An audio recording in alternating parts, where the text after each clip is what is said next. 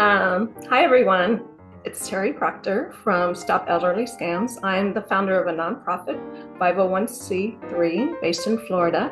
And today I am with Yuxel Aiden. He is a cybersecurity professional, AI security researcher, and he's published in The Hill and by ISC too. So today we're going to talk about how artificial intelligence affects scams. So welcome back, Yuxo. Can you explain what AI is and actually what it can be?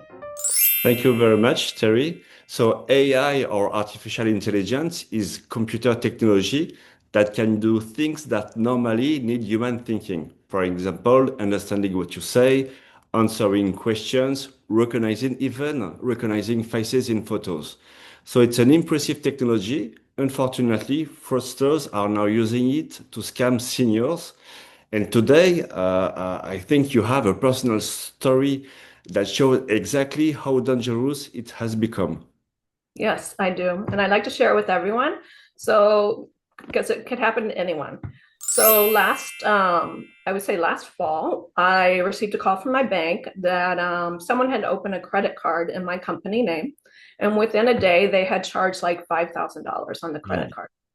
So, the bank said they would write it off. And then, like in December, I noticed in my online banking that I was being charged late payments for that balance. Mhm. So I contacted my bank and they said to contact the fraud department. And for weeks, I kept trying to reach them. Mhm. And finally, I just left my name and phone number for them to call me. So one morning, I get a phone call from the bank. They say they're from the fraud department. And what I wanted was for them to send me something saying I was not responsible for that balance. So we discussed that. And when I got off the phone, I looked in my email and I actually had an email from my bank. And the logo, everything looked legitimate. It Mm. looked exactly like my bank. And it had like a code, like an encrypted code Mm. that once I clicked on the email, I got another email with a code to put in. So I put in the code, and when I opened it, it was a document, and it wanted me to electronically sign this document, Mm. which I found strange because I had just talked to my bank and they didn't discuss anything like this.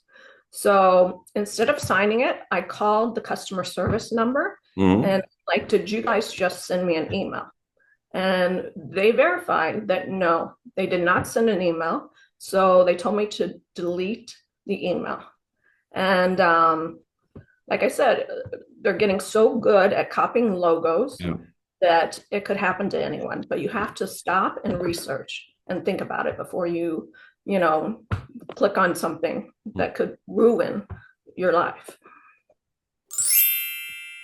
In your case, this is a textbook era scam. Let me break it down for what happened to you, Terry. Step one, the setup. The scammers already had your information. The fake credit card created the perfect scenario. In your case, you were actively reaching out to your bank. They created a problem so they could appear as the solution. Step two, the timing. You left your number and were expecting a call back. So when the fraud department called, it felt completely natural. But the timing wasn't a coincidence. Step three, the fake email. The bank exact logo, a legitimate looking address, an encrypted document. AI makes it trivially easy to replicate any company's branding, down to the last detail. Step 4, the trap. That electronic signature could have authorized the fraudulent charges, making you, Terry, legally responsible, or even open new account in your name. So the encrypted document with the code was designed to feel secure and official. It wasn't, it was a trap. No, I agree, so. And like you said, we go back to those two simple rules that we had talked about before, like just pause and think it through and then verify your way. Yeah, absolutely. And if we can continue, I can present to you five AI-powered scams that we have today, unfortunately. This isn't science fiction, it's happening today. So here are the 5 biggest ways scammers use AI against seniors. First, perfect phishing emails. We have AI that generates emails that perfectly copy any bank or agency. No typos, perfect logos, and you can't rely on spotting spelling mistakes anymore. Exactly what happened to you, Terry. Yes. 2. Voice cloning. A scammer needs only a few seconds of audio from a social media or voicemail, and with that, AI can recreate that voice saying anything. For instance, Grandma, I'm in trouble, I need money now. And that's terrifying to a lot of people because there are a lot of grandparents that don't understand Mm. that that technology is out there. Yeah, absolutely. We have also 3. It's terrible deepfake video calls. Real-time fake video of someone's face during a live call. The person on screen can be entirely artificial. And NBC News just covered a case like this with Ron, a 76-year-old man who lost his life savings to someone he met online named Jenny. Terry, can you tell us what happened to Ron, please?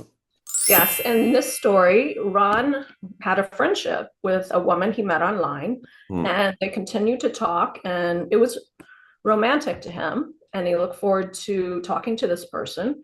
And it all started with that friendship, and then it became investment advice.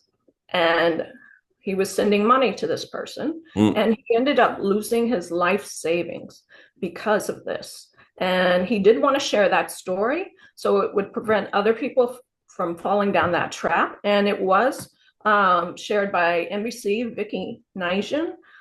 So it's a good lesson to learn, and we have to keep hearing about these stories for it to sink in. Absolutely. And we will share also the link to the YouTube video with Ron on your website. That'd be great. For scams, we have the AR remnant chatbots. In episode 1, we talk about strangers who are messaging your mother every morning. Mhm. Today, those conversations can be run entirely with AI. They can be patient, kind, never tired, and even maintaining dozens of relationships at once. 5. Fake website and documents. Just like what happened with you and the encrypted documents, AI can generate entire bank or government website in only minutes. It's really becoming scary for people out there because you almost can't trust anything. Yeah. If it feels unusual, something that you weren't expecting to get, you almost have to research it every time. Mm. Yeah, and I think we can recall the rules that we talked about on the first episode. Yes. So do not automatically trust what comes through your screen or a phone because AI can fake voices, faces, emails, and websites. Trust none of it at face value. Mm. And then before you move any money, verify your way, not theirs. Call the number like I did on the back of my credit card, customer service. You have to verify and don't trust what they tell you if they want money. It's another lesson that we have to be careful and what's coming in the future. And we will continue to make sure people get that information. And I want to say, if you have a story to share, again, come to info@stopelderlyscams Mm. and always protect people and stay safe out there. I want to thank Yuxel again for talking with us Thank about you. this story. Thank you very much, Terry. Terry, so have a good day and see you soon. Yes, thank you. Stay safe, everyone.